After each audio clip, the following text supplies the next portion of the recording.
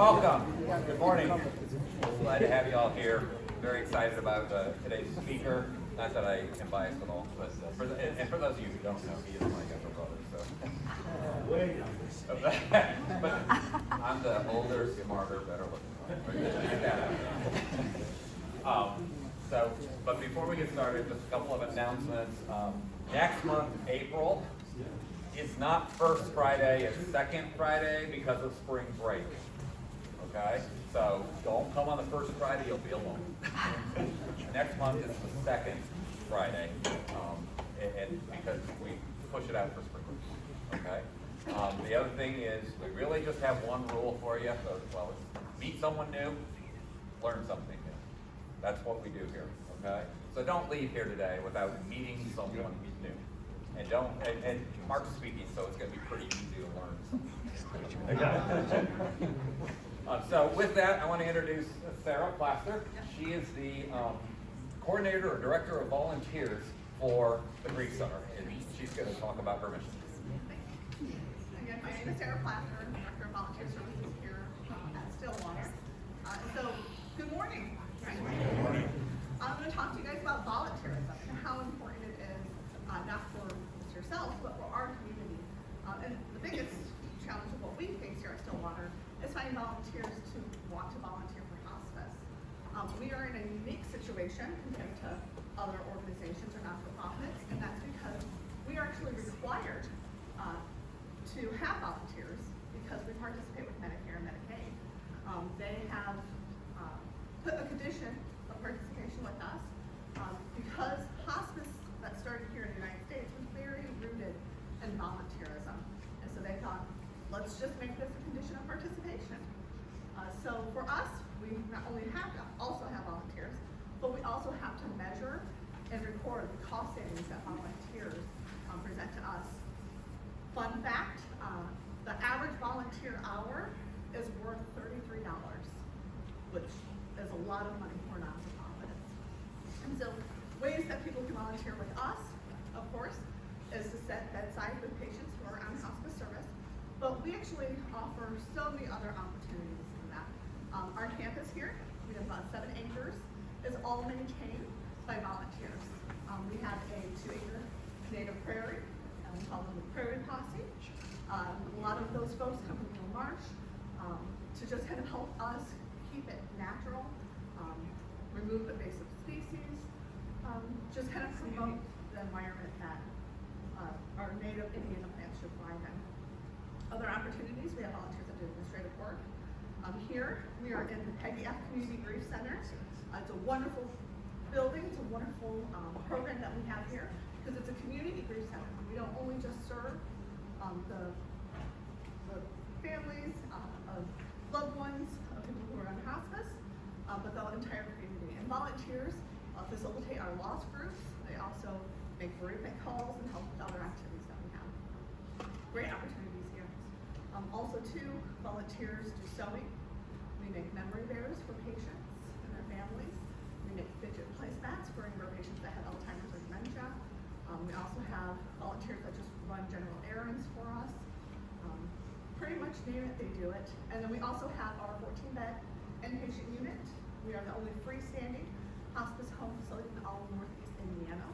And volunteers make cookies. They make meals for patients. They sing bedside to patients. We have volunteers that come in and do artwork for the families and patients. And we also partner with a wonderful organization here in Fort Wayne, Three Rivers Dog Therapy Group. And they bring their therapy dogs in for the families, patients, and our staff.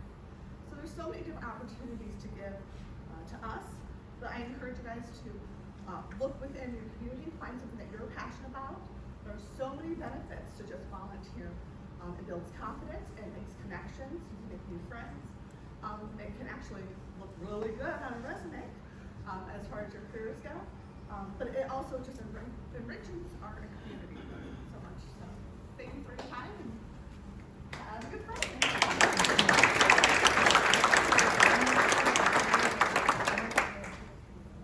By the way, we're expecting a fairly full house, so there's some open seats up here if anyone wants to move up. So the people that are still coming don't have to slip their way up front. Okay, so very excited to present Mark. Mark is my younger brother. He's someone I admire, often aspire to, and I took some notes on what I wanted to say, and because I could go on and on and on, but I really love this guy. Mark is, we moved here in 1970, and Mark started elementary school at North Manchester, and went to Manchester High School, went to Manchester College, got an accounting degree, and then started here in Fort Wayne at Ernst, what is then Ernst & Winning. The Ernst & then went to Ernst & Young, but one of the big 8 accounting firms. Got a CPA license, worked there for 7 years, and then took the role in the finance department at Brotherhood Mutual. Assistant treasurer, assistant Vice President. Vice President. I have these notes here. I was chairman of the board, they just didn't know it yet. They didn't know it, right? Dead man walking. So, and then progressed through the ranks there, and about 30 years ago took over as, no, about 25 years ago. 18. Okay. Took over as president of the company, eventually became CEO, eventually became CEO and chairman. So he's the chairman of the board, he is the CEO, and in his tenure, this is where some of the things I really like to talk about. In his tenure, they've gone from 234 employees to 645 employees. They have grown their agent force, and I don't have the exact number. I know the agencies have decreased, but the amount of agents they have in the market have grown substantially. They have increased their revenue from about $194 million in what was that, 94? 2007. In 194 in 2007 when he became president. To now this year they're going to exceed $1 billion in sales. It's amazing. Right here in Fort Wayne, Indiana, what's going on, right? The average premium per employee, which is their revenue per employee, has grown from $800,000 per person to $1.4 million per person. So they're doing more with less. They're getting more productivity out of the group. And the average wage of the employees at Brotherhood has grown from $44,000 a year to over $90,000 a year. So this employer pays a way above average wage, and we have all that right here in Fort Wayne, Indiana. So we're pretty blessed and fortunate to have him. And then when he took over, this Brotherhood had $293 million in assets, and today they have $1.2 billion in assets. So Mark has led, I've heard him speak in public speaking events.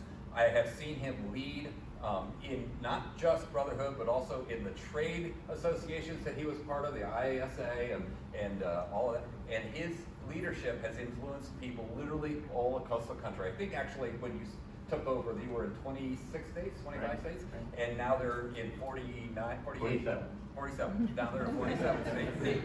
Hey, Wayne and I are CPAs. Numbers are not easy. Yeah, I'm no good with numbers. That's why I became a CPA. So anyway, it is my great pleasure to introduce my brother, my friend,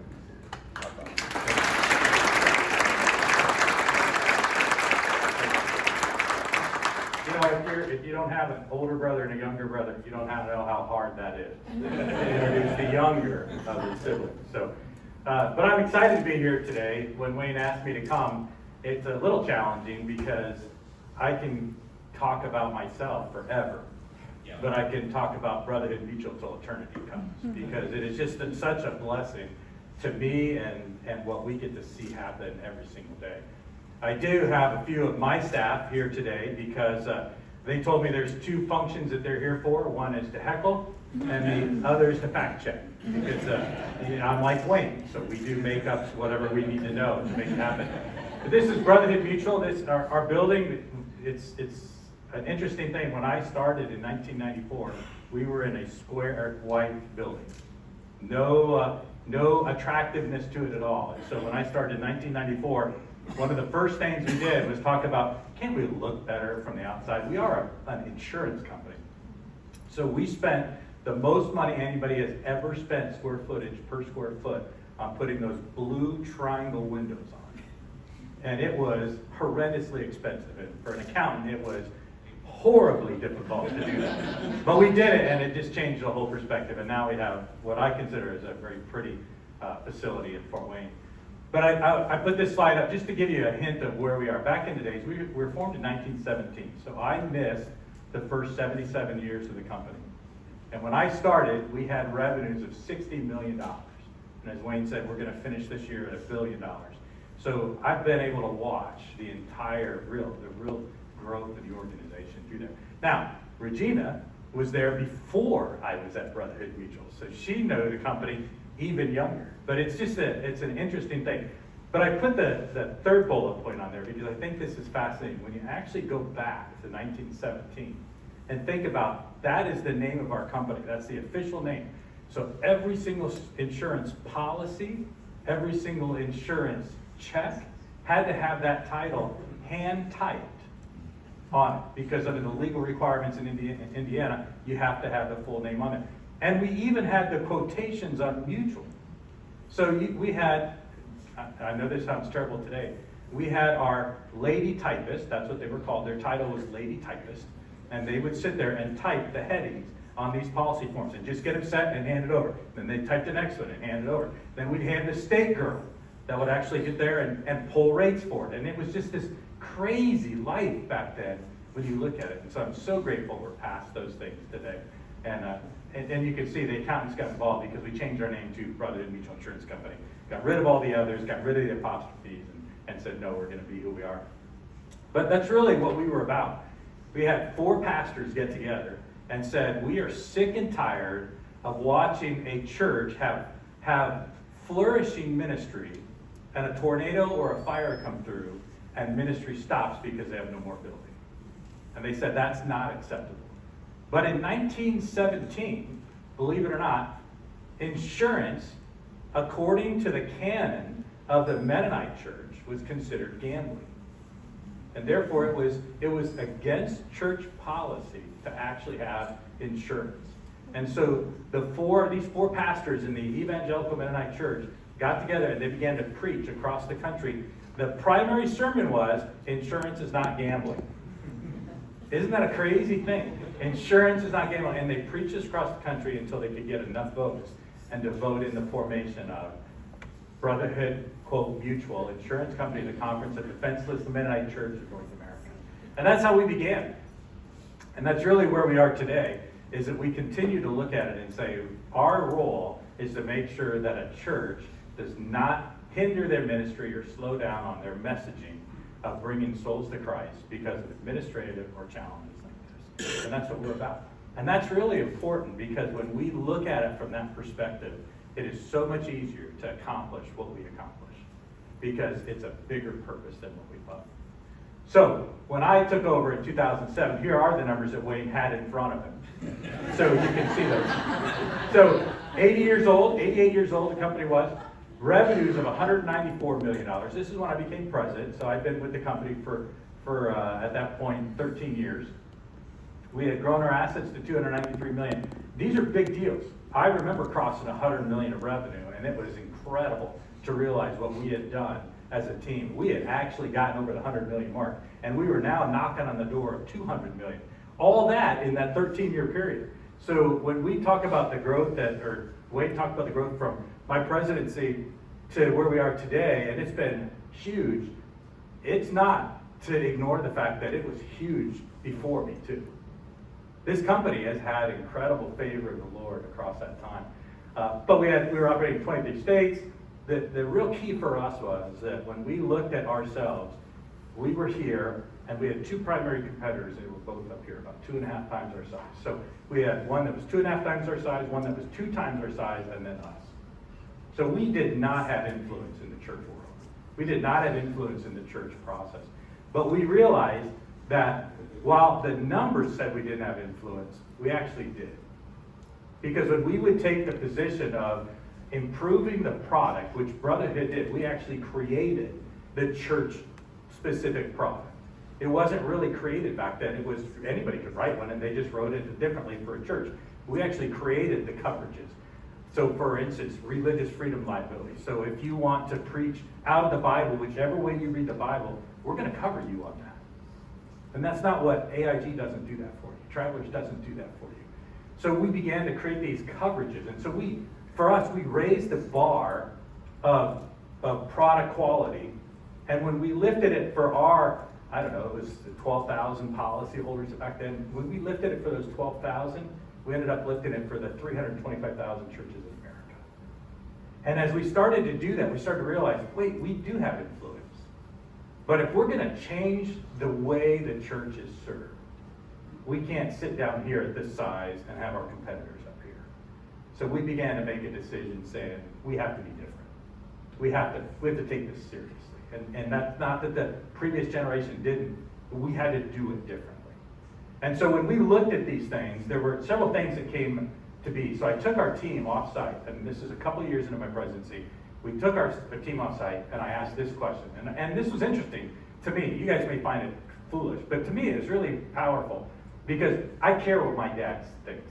My dad's still living. My dad is still watching my career very closely. And my dad doesn't exaggerate when he talks about his kids. He only talks about the parts he really loves. He sort of ignores the others. And that's what I want, right? And my dad didn't care how much money I made, all those kind of things, but my dad does care about the kingdom of God. And so I asked this question, and I made every single one of my 8 or 9 VPs write it out with me, individually. What is it that you want your dad to say at your retirement party, that you accomplished? What is it? So when your dad looks at it, not what you want the press to say but what do you want your dad to say? And we all wrote it down, and it was unbelievable to me. And the reason why I had made them write it down because I didn't want them to say, Kathleen shares her, and then Matt Hershey goes, oh yeah, whatever Kathleen said. I didn't want that. I wanted to make sure. And then we sat and we read them. And it was fascinating. Out of the 10 of us around that room, virtually all of us said the exact same thing. That's it. We wanted the bride of Christ to be stronger when we were done because of our work. And that gave us a whole new perspective on what we were doing. It was fascinating because I had these 9 members of my team sitting there with me, so 10 of us, and we all felt the same way. This is as far as I want to go. We have no interest in building our career from here. We are in the leadership team of a company that can change the world by influencing the church. I don't want to go anywhere else. We don't want to go anywhere else, but we don't want to settle for where we are either. And it was that process that we began to say, we have a bigger purpose in our lives than to just do insurance. And so we actually did several things from that, but I think there were, I'm trying to remember my slides again, I'm a CPA, so the numbers are a little fuzzy. But I've got 4 inflection points that we went through as a leadership team. 4 things that we had to look at and say, wait, where are we on this? Wait, where are we on this? And there's 4 of those. And then there were 6 action steps that we as a company took. And this is where my fact checkers in the room that work for Brotherhood can be there with me. But the first one was, be willing to stop and ask, is this still your calling? Where you are today, as you look at yourself, are you doing what you were called to do? Because that's the only time you're going to find joy in the world, is if you're doing what God's called you to do. Now, I added this piece to it from previous presentations. And are you content with this calling? Because when you look at the contentment, I believe that success flows through contentment. Because what contentment does, if you get yourself in a place of contentment, you can begin looking for other people's welfare, not your own. And that's when success can actually happen. I'm not talking about just material success. I'm talking about life success. When you're able to be content that I know I'm in the place I'm to be, and I'm doing what God's called me to do, I can do those things and I can take care of other people because I'm under that calling. And so I think it's really important. I also wanted to show you on these slides. I've had some great managers. I've had some lousy managers too, but I've had some great managers in my life. And so I put some of these things that they shared. So Paul Steiner was the president of Brotherhood Mutual when I started in 1994. He was the longest, I think the second longest serving president, but he was also only the 3rd president of the company. And he made this statement to me, only chase what God calls you towards. That's it. In other words, find your calling. Find your calling. And then settle into it. Right? That's really what it's about. If you're not in the place you're supposed to be, then figure out what that difference is and make the shift. It's not worth staying somewhere else. So we had to make that decision as a company. Is this our calling? And we had begun to make this transition already. So we had already sold off all our personal lines.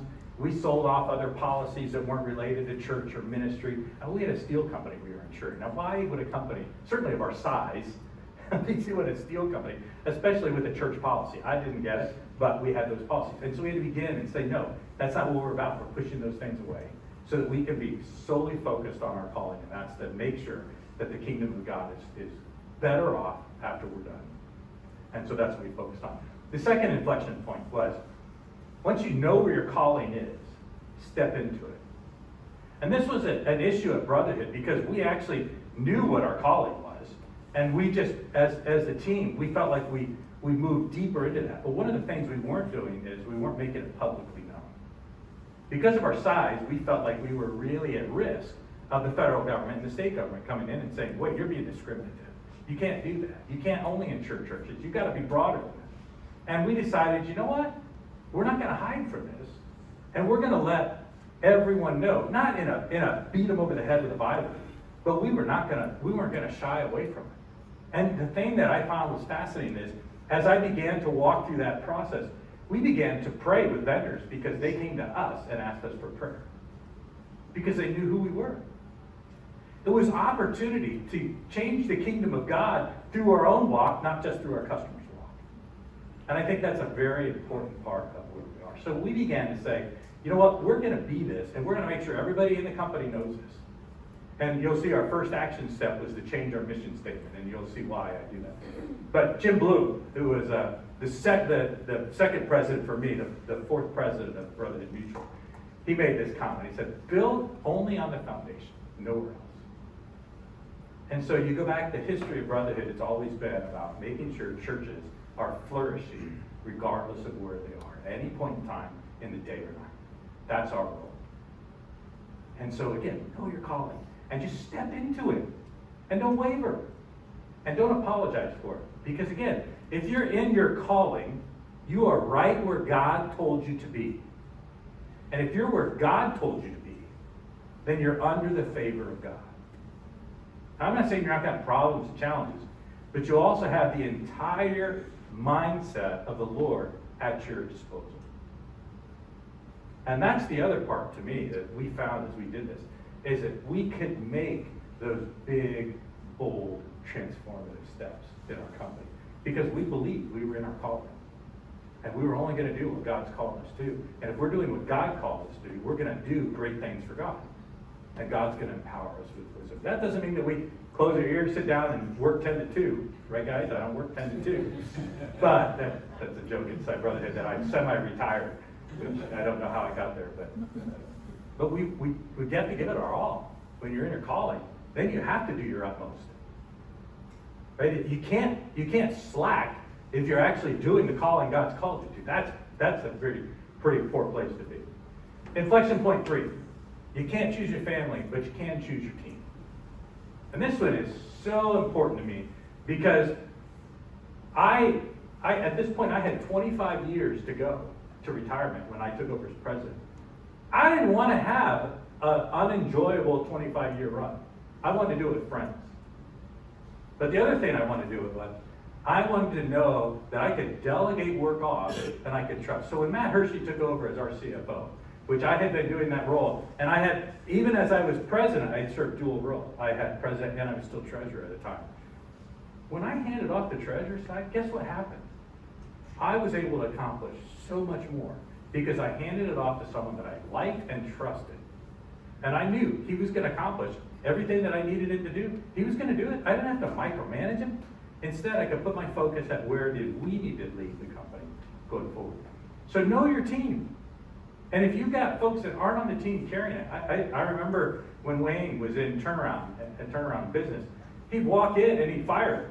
They'd take over a company and he'd fire 120 people. And I'm like, Wayne, how can you do that? And I know how he can do it now. Because you want to lead with a team that's got your back, that's got the same calling, that's got the same intentionality to move that direction. Now I think I put Wayne's quote on here, be brutally honest so we can figure out great things. That really is what it's about. If you've got a team that you can trust and that you know, you can be crappy, you can be challenging, you can be argumentative for the purpose of finding the right answer. You can be that way. And you don't, Dan and we'll argue at times, and yet when we're done, we go do something adventurous because we're still friends. That's the kind of relationship you've got to have. So you can't choose your family, right? I'm stuck with Wayne, but he's not on my team. But I have Dan on my team, and that's a good thing. So there is a balance in that. And then the fourth one was we had to do a great work because we were fully in our calling. We could not take the chance of doing sloppy work for the kingdom. And so we had to do a great work. We had to realize that this is what we're about, why we're about it, and what we're going to accomplish.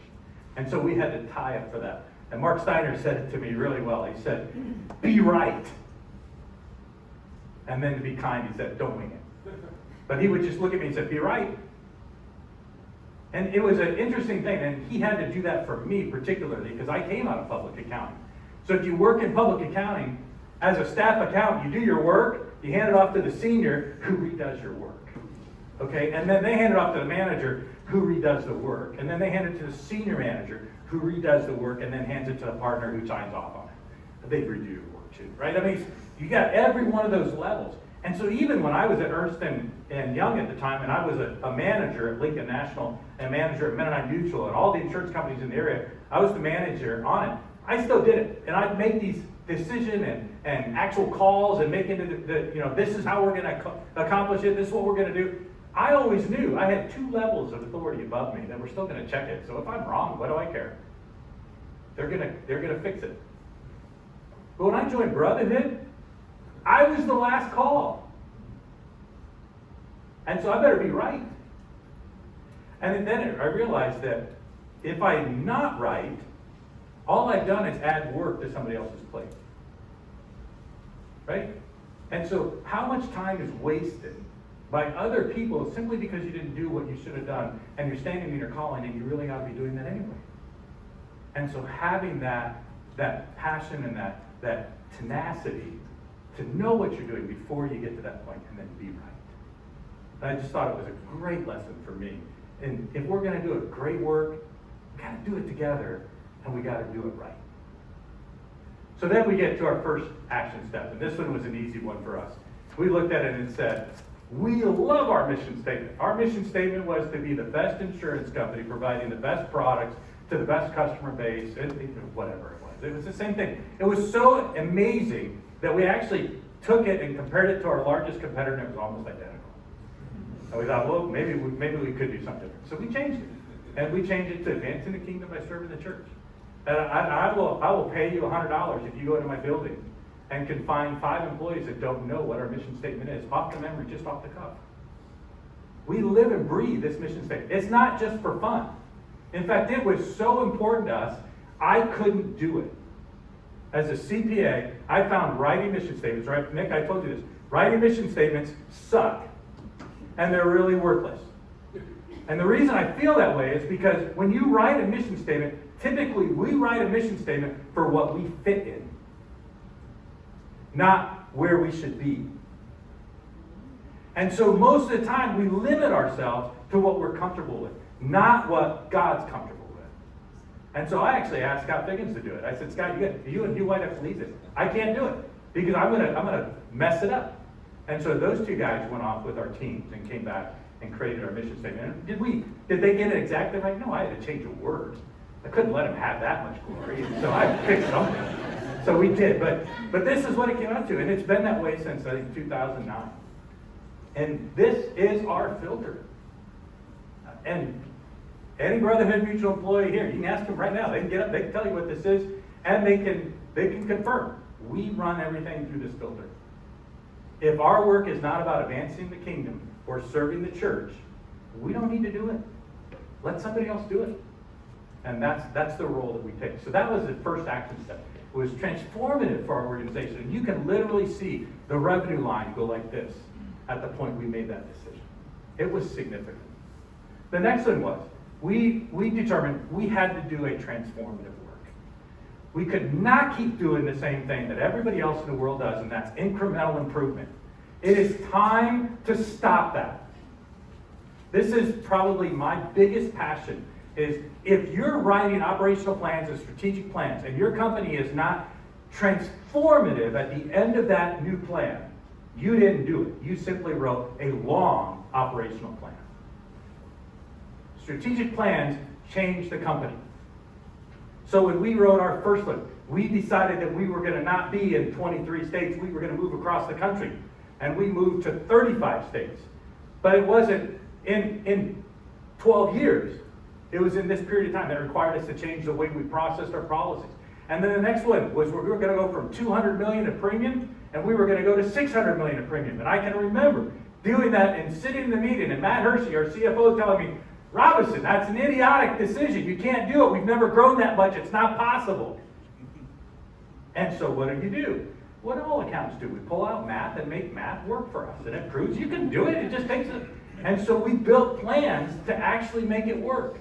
And this was in 2013. We launched that plan to go from 200 million to 600 million by 2020. And we had a pandemic in the middle of it.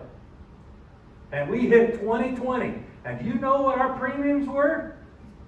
$595 million, because Dan Book missed it by $5 million. I couldn't believe our sales team, we missed it by $5.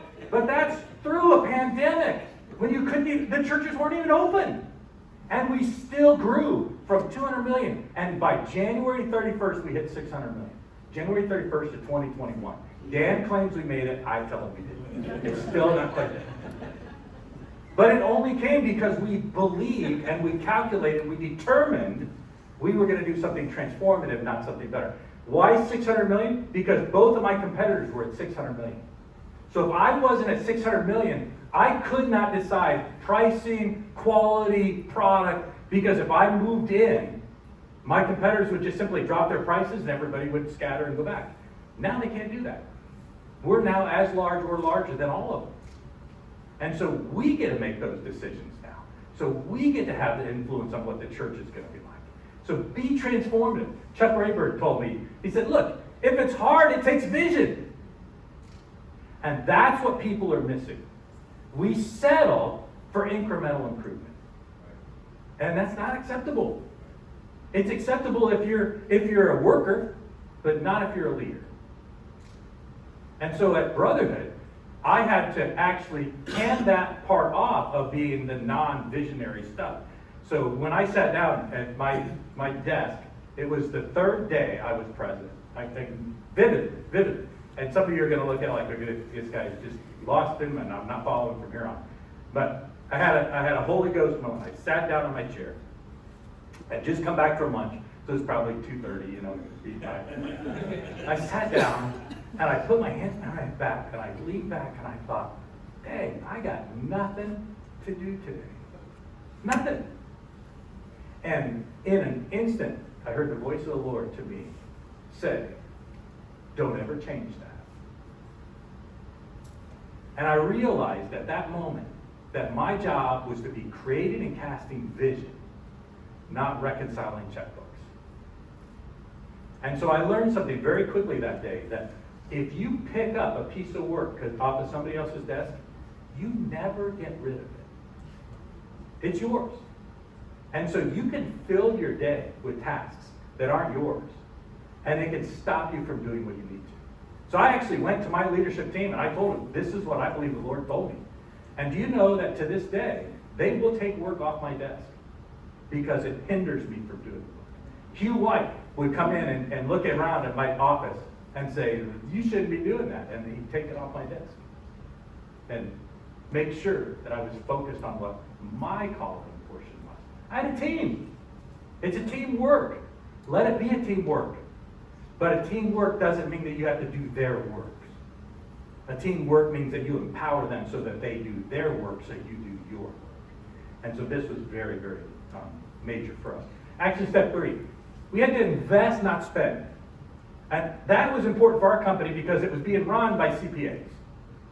Right? Matt Hershey and I were there. We had Mike Lowson and others. But Matt and I could always slide away to our office. Matt and I went to college together. I mean, he was in my wedding. We had just a tight relationship. So I would look at Matt and say, Matt, how do we cut costs? And we realized you can't cut costs into transformative. You have to invest. And if you get your mindset to think about investing, it's a lot easier to spend $1 million than to think, man, I'm just wasting another $1 million. But that means that you got to calculate returns. And so invest in it. And this is where Nate Anguiano, he was CFO of Waterfield Mortgage and then came over and worked with us. And Nate would tell me, be fearlessly forward. You're under the auspices of the Lord. Be fearlessly forward. Move to where you need to be. Be transformative. And to do that, don't worry about it. Invest in it. Now, there are a lot of things that you can invest $10 in and get. What do they say about reinsurance? You invest $1 billion and you turn yourself into a millionaire. So it's a really good deal, right? You start there, drop down. So you gotta be really careful. So you don't want to be stupid and unwise. But if you always think about saving dollars by cutting costs, you will never be transformative. And so I put mine on here. Again, this is a fact checker. I thought my team would raise their hand and say, that's not true. I love this quote. It wasn't mine, but I put it up there because I like it. If you want to make more money, hire help. That's really the way. And hiring help doesn't mean it has to be a person. It can be automation. But if you want to make more money, you have to have more capacity. And my board, they came to me and said, Mark, we can't see fulfillment of this vision if you continue to do this role. And so I hired 2 individuals, 2 senior vice presidents, and shifted the company. And that's why I have this reputation now. I work 10 to 2 because I gave all my work away. I did give all my work away so that I could focus on vision casting and determining where we were going to be and what the trends were and making sure we were in that timeline and then hold the teams accountable for the action steps on the transformational project that we developed. Who else is going to do it? Who else? Action step 4, find contentment. This matters. If you're not content, you're never really going to focus on the work in front of you. So Dave Willman was my first boss out here. He was a partner at Ernst and Whitney, I always say, Ernst and Young. And he said, faith first, family second, reputation third. And Dave would say it in so eloquent way, but everything you do, put it against that. Is it going to accomplish those 3 things? Is it going to hurt those 3 things? And if so, go somewhere else. If you're a child of God, God will walk you into a better place. So why are you compromising any of those? And so it's knowing what that is. And you know, if I'm living this life, it's not so hard to be content. Because I've got a strong family, I've got a great God, and I'm happy at work, and my reputation's clean. Those are the things that we have to do. Steve Jobs, I love this. I hated his book when they wrote about it. But because it was this thick, right? Did you read it? I don't know if you've read it. But it's this thick. But there's 4 pages that Steve Jobs wrote inside that book. About, what is it? I can't remember his name. Those 4 pages, Steve made a comment in there that blew me away. He said, if I'm not investing in my staff, who is? Who is? If I'm not making sure they get good training, they get good time off, they avoid burnout. And this is Steve Jobs, and we all watched him and said, how can that be Steve Jobs saying that? But that's the way he lived. He lived hard, ran hard, but he also made sure his staff were fully trained, fully capable, fully resourced, fully ready to go. And he said, it's on me. If I don't do it, who's going to do it? Action step 5, eat fresh bread, please. I'm so tired of staleness. You want to know why you're only incrementally better? Because you're eating the same bread. Where's the transformative work? Where's the new ideas? Where's the new pathway? And I'm not saying, we get great ideas at Brother all the time. One of the things I did, I yanked out the suggestion box, the employee suggestion box. I took it and threw it away. You know what? We were wasting our time on these comments that were great ideas if you wanted to save $150. But I wanted to save 1.5 million. And every time they would put these in there, they would expect us to respond to them.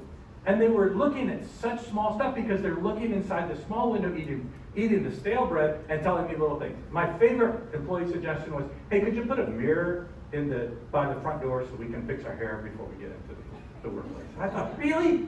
That's what I'm worried about? I've got competitors who are 2.5 times my size, and that's what you're focused on? That's the fresh bread. You are at the place where you sit up here. You pay everybody else to give you the information. Use it. Fresh bread. New ways. Accomplish what God wants done, not what you feel you can get done. Those are differential works. And so we had to do that. And Dave Bennett. Dave was my very first boss.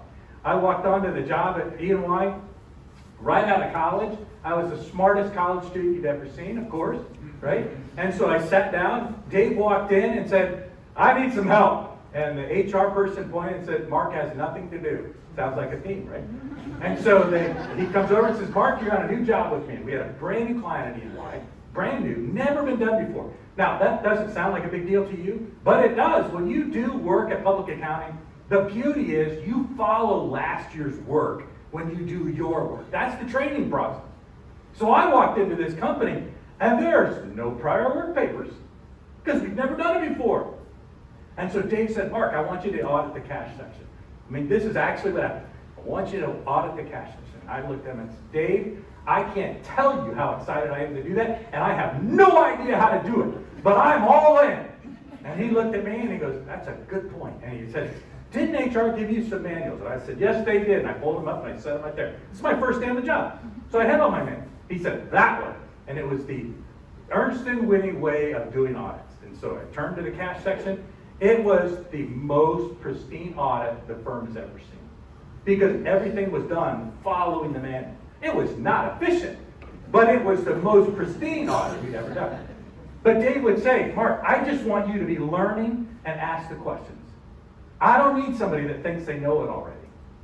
I want you to be looking at it and saying, hey, Dave, why do we do this? Hey, Dave, what would happen if we did this? Hey, Dave, doesn't it make sense if we try something like this?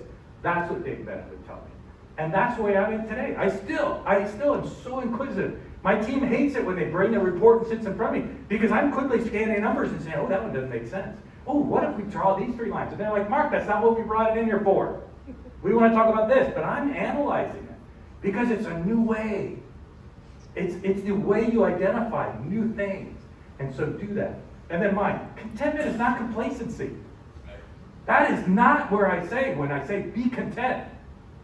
God is not content. He loves you dearly and he's content with you, but he's not content with where you are in life. He wants you closer to him. I guarantee that.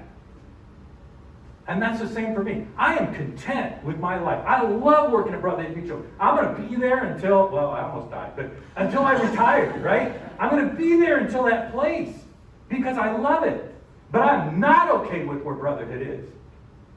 And I have staff that say, Mark, I had staff today, Mark, do you know that our new payroll company that we launched, they add 1,000 customers every single year like clockwork. I mean, that's a big deal, right? It is not even close to appropriate. Now when I've got 65,000 cold leads sitting over here, why is 1,000 acceptable to anybody? That's the difference. I am not complacent. I am content, but I'm not complacent. And that's the attitude we had to have inside our organization. And step number 6. Good, perfect. Stay in your lane. Stay in your lane. Don't pick up somebody else's work. I love this. Kevin Keene. I don't know if you know Kevin. Kevin was my manager on the Lincoln National Audit. It was their TPAs. They had TPAs. They owned them all over the country. There were 45, 50 of them. And Kevin was in charge of all this. And he would sit me down. And he didn't ever said it this way, but this is what he always communicated to me.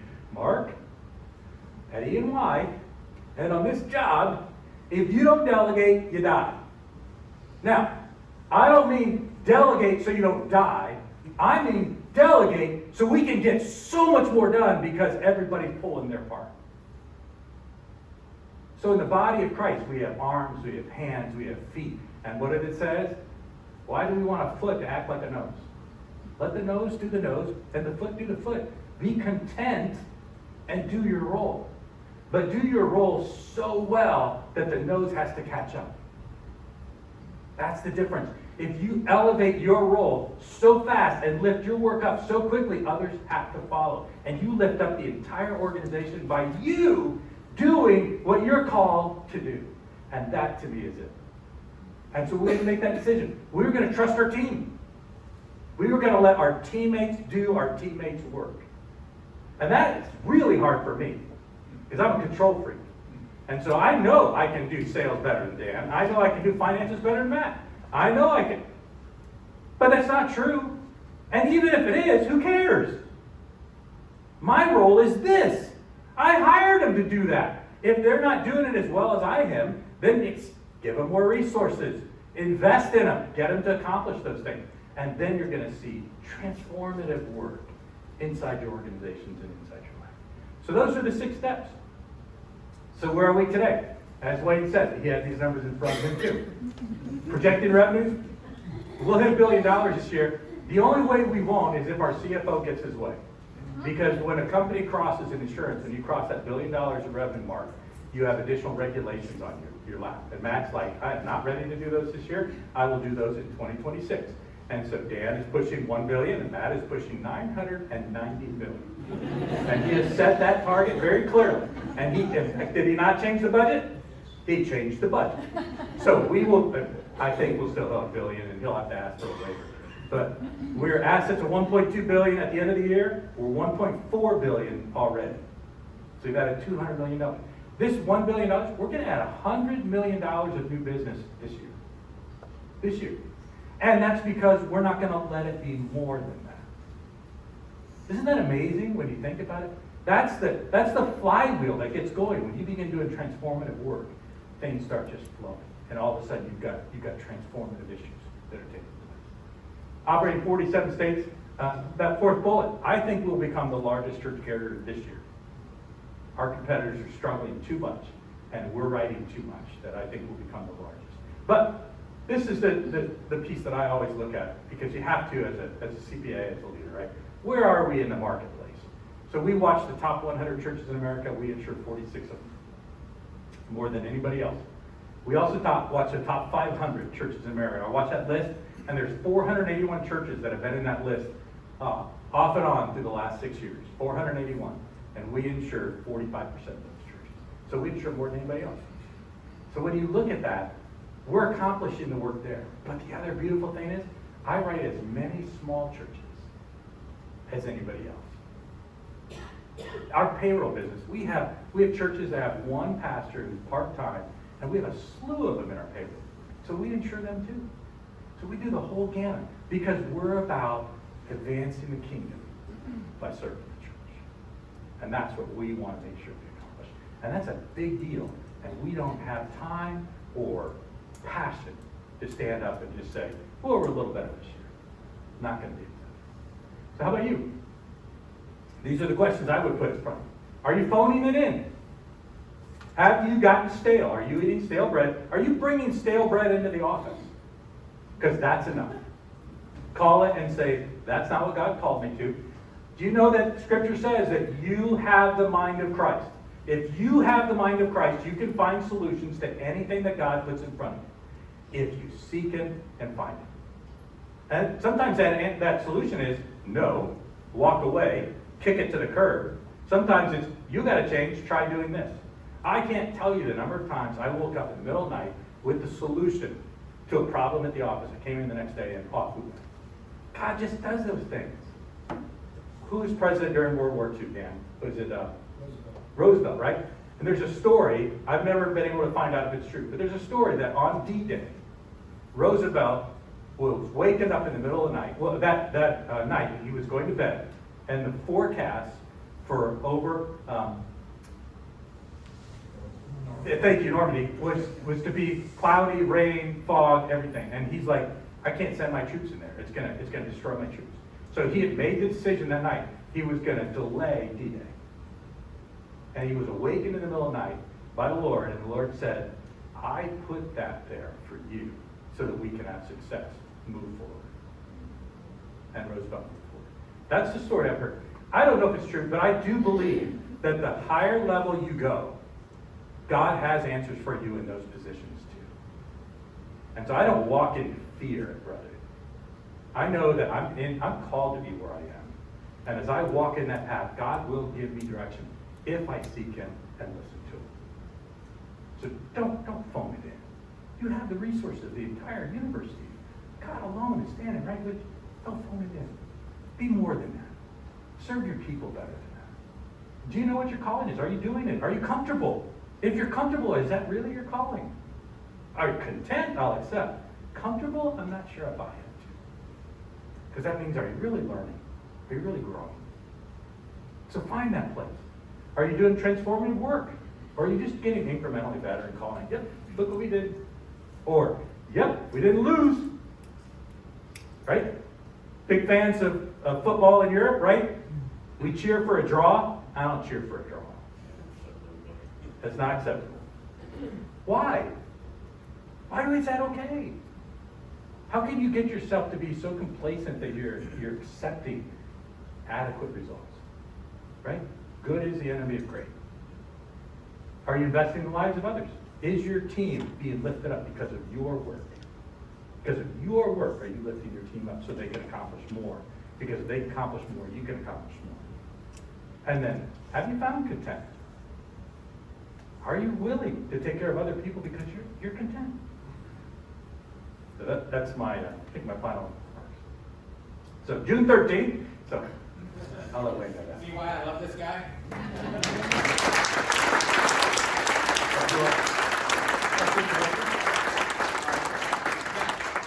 Are there any questions? Anyone want to throw something at him? Or? Yeah, don't throw. I'm old. I can't dodge it anymore. Anybody? Yeah.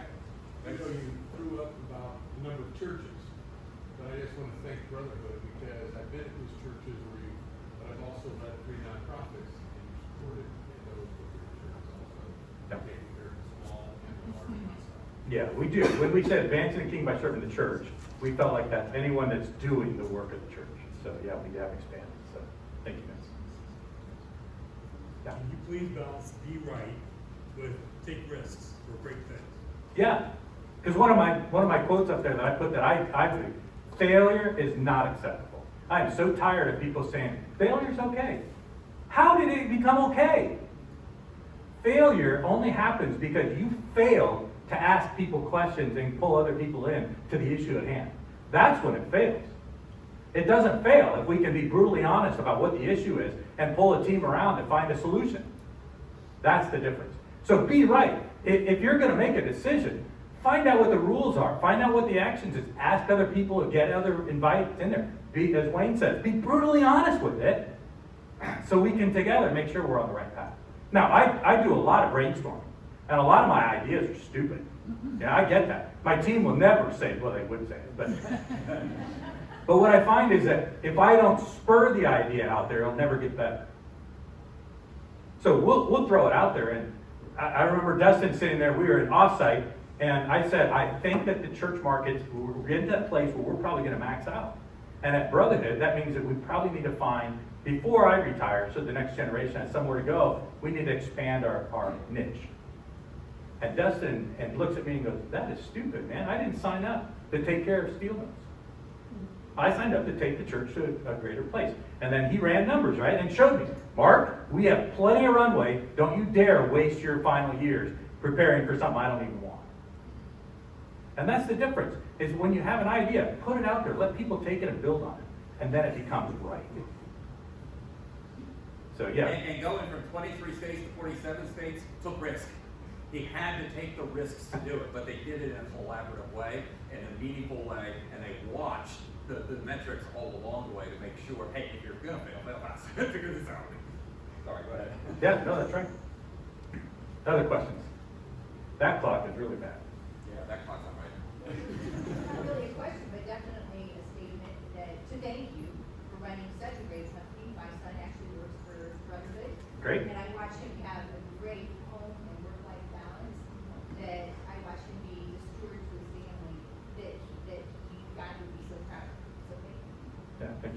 That's what we strive for. Good work. Yeah, we believe in that.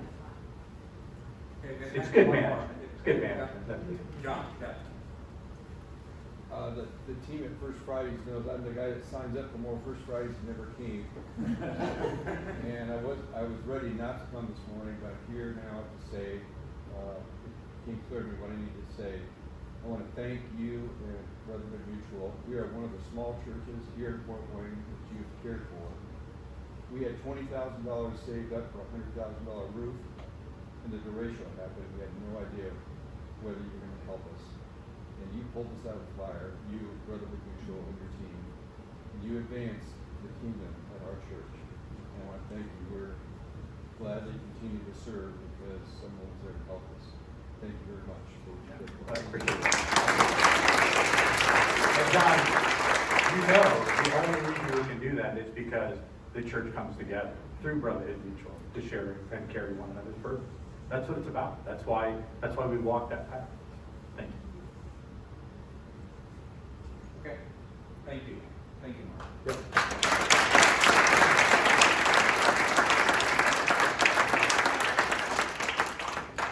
Thank you all for coming. You can see on our screen we have some information about our Lead Well event that is coming up in June 13th. It will be here before we know it. We should have information out there. If you follow us on LinkedIn, we will have all the details. The registration link will be on there. But we have 2 more First Fridays before that, so don't forget to come back next month, not on the first Friday. If you weren't here right when we started, we announced because of spring break, we will be here on April 11th. Right here, Curtis Smith will be speaking to us. He's now at Do It Best, if you weren't aware of that. And then we'll be back in May, and then again, we've got the Lead Well event coming up. So if you didn't have a chance when you came in, make sure you meet someone. Thank you all for coming.